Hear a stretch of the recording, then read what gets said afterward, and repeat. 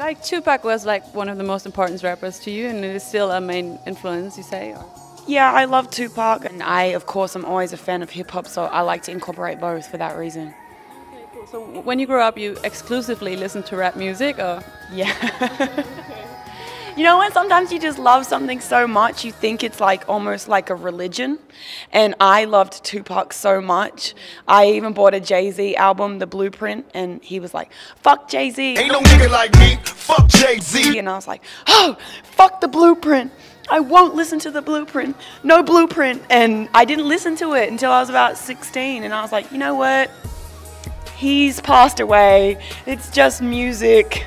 I'm sure he wouldn't mind if you liked Jay-Z too, but... It's like Biggie, Nas, you know, well, Tupac. It's very difficult to compare to those guys, you know.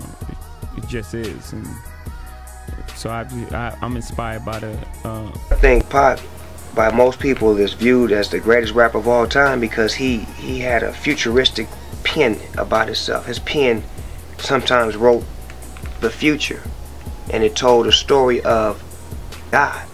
When you're able to profess and manifest that through your pen, like he wrote his death before his death happened. He shot the video for I Ain't Mad At You a week before he got killed. Like, why would you do a video about you getting killed and then a week later you get killed? Why would you write songs about, you know, dear mama and being a loving son to your mama, and all of these things kick into play now? Yeah, and there's a bullet coming at him on his last album cover, you know, the Machiavelli album and everything. He knew it. Tupac was a little funny looking. Definitely, from looking at him, wasn't necessarily like the type of cat that I would even like deal with, you know. But as soon as he approached me, he was like a magnet. It was like once you paid attention to him, he kind of sucked you in. And we hit it off. Said, you know, you could be like the female Tupac with your legacy of fans and the power that you have to make people listen to what you say. And I think people took that out of context and thought they meant like, you're the girl Tupac, but it wasn't in that context. So in the way that he said it, it was flattering to me. I always wanted to know this. I mean, so I have you in front of me, man. I feel bad. I know you got things to do, brother, but I'm just such a fan. We here, you know what I mean? I want to talk to you when I got you out here in LA, man. Let me ask you about Tupac. Is it true that you seen Tupac at the MTV Awards the couple days before he died? Did you guys run into each other there actually? Yeah, we ran into each other. What was that conversation about, and what was going on with, you know, the whole thing? You know, you can take me back to it. Yo, you know what, man? I was thinking like, think about it the other day, like, he must have been going through a whole lot, dog. You know what I'm saying? Because he saw me, and I saw him, and he had a bunch of people with him. I had a bunch of people with me. And it could have went either way, because at the time the tension was so high. Yeah. And I kind of felt like I was the New York dude at the time, you know. So it was my duty to see what was going on. So I went to see what was going on, and he basically had, you know, there was some issues with Mob, and at the time me and Mob were a lot tighter. And you know, he had heard that I said things about him, and I heard he had this Machiavelli album coming out, and you know, that he told me what he was saying. And he basically was like, you know, me and you never supposed to go at it. Not us, it wasn't supposed to happen. It's just that things got misconstrued. So he actually like he was going to change all of that and come meet him in Vegas. And we were just in Vegas, and Jungle bumped into one of the Outlaws. And he was telling Jungle about, you know, how the last thing Pac did wasn't his last message. Pac had more to do. He didn't want his last message to be what we hear. Yeah. So, and he remembers the time and remembers talking about the meeting and everything. So, yeah, man, I'm gonna put that in the book one day, children. Yeah, that's right. Children out there listening, we're gonna put that in the book, man. He knew it. He worked like a fucking racehorse. Like, the way I work now, I ain't half as what he is. Like, here Usain Bolt, and I'm like Carl Lewis. But this motherfucker, and I swear to God, this how this nigga used to work.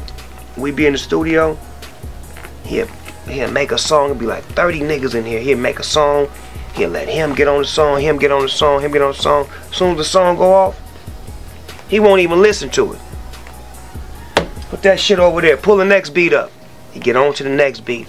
They writing some more shit. Boom, they finish that song. Then he say, I'm gonna do one by myself. 20 minutes later, he and that motherfucker spitting it. This 3 songs this nigga done did in an hour. 3 songs, he ain't listened to none one of them. Then he may go smoke and chill or whatever, drink, come back, pull another beat up. When he in this motherfucker making music. Everybody in here making music.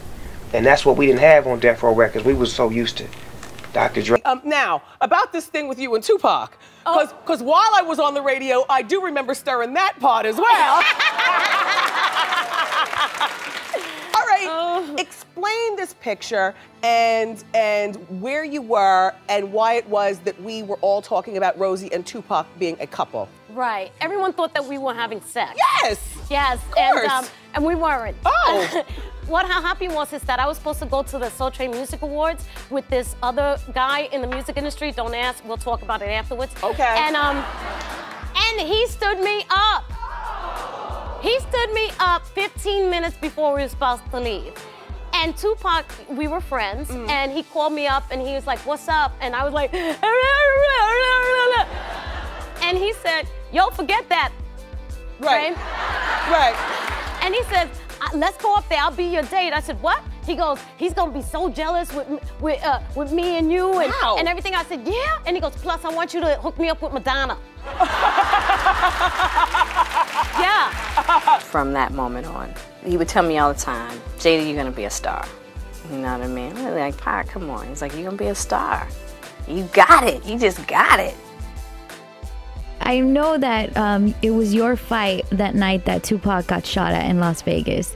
Can you just talk about the relationship you had with Tupac, how that came about, and just how you felt about the whole ordeal? All right, listen, I'm gonna tell you, this is the first time I ever met Tupac. Magic Johnson was having a party at the Palladium here on Sunset. Yeah. And I had came out and some friends of mine were blocking the door. They was holding the party, blocked the door. And it was a young kid. And I said, hey man, what's up, shorty? It wasn't Tupac though.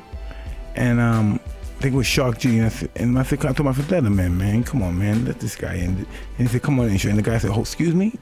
And he went back and he brought like 200 guys with him. Ooh. So we had to bring him around the back, and Tupac was one of those guys. And so I come in and Tupac's on the mic. These guys done bullied the place, took the mic, and Tupac's rocking on the mic. And the whole place is going crazy. They're loving it, right? And then I met him. We were talking, just a young, shy kid. And I went to prison, and he wrote me a letter.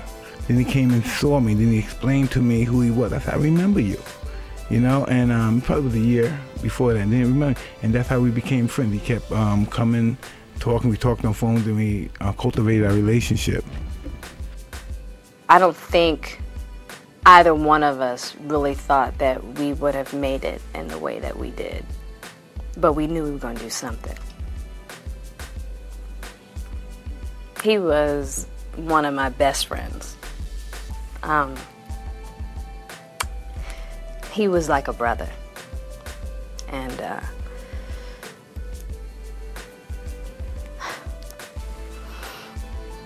sorry.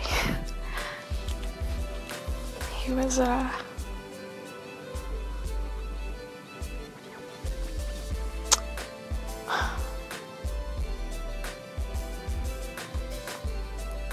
I mean, it was beyond friendship for us, you know, as far as just, it was really difficult to explain because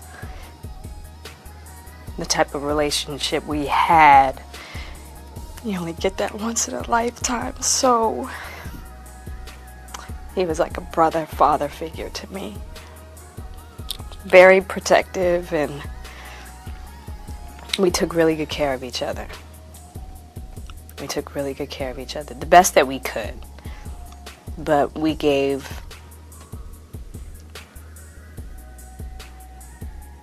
each other a lot.